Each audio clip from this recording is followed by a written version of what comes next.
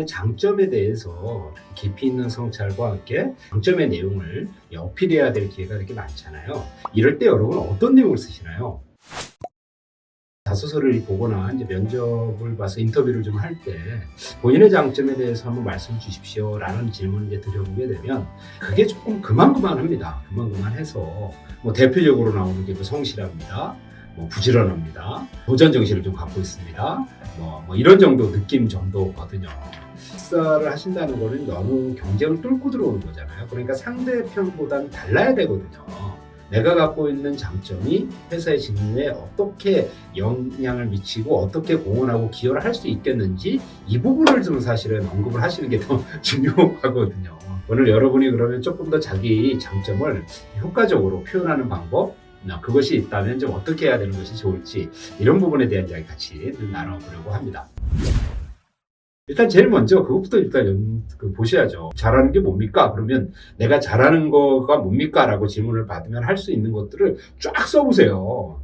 그런데 그게 생각보다 좀 쉽지는 않습니다. 내가 잘하는 게 뭐지? 라고 하면 앞에서 이렇게 서두에서 말씀드렸었던 그 수준에서 벗어나지 못하는 경우가 없거든요. 이럴 때 여러분은 조금은 좀 다른 시각을 좀 표현하셨으면 좋겠다는 생각이죠. 예를 들면 이런 거죠.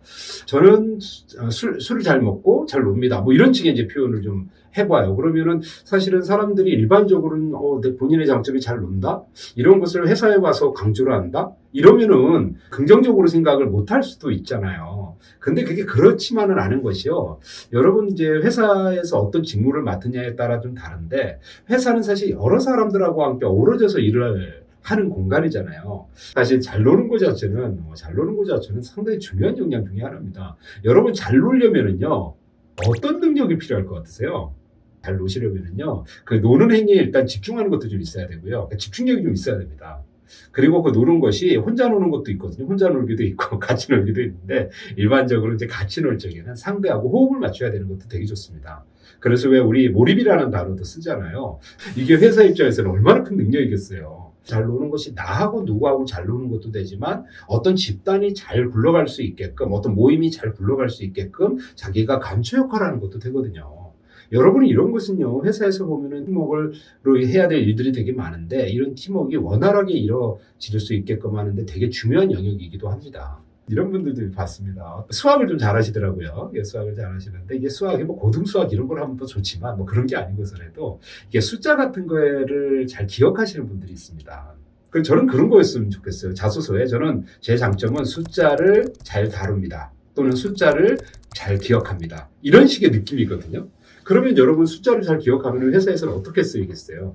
여러분 잘 아시죠? 이 세상은요, 숫자로 이루어져 있습니다. 모든 게 다 숫자로 이루어져 있습니다. 숫자를 쓸 수 있으면요, 그 신뢰도가 몇 배가 올라가거든요. 예를 들면 이런 거죠. 여러분 면접 가서 그 회사의 창립일, 그렇죠? 현재 그 회사의 매출액, 그렇죠? 그 회사의 순이익, 그렇죠? 그 회사가 가지고 있는 고객 수, 그렇죠? 이 업계의 순위, 이런 걸 다 숫자잖아요.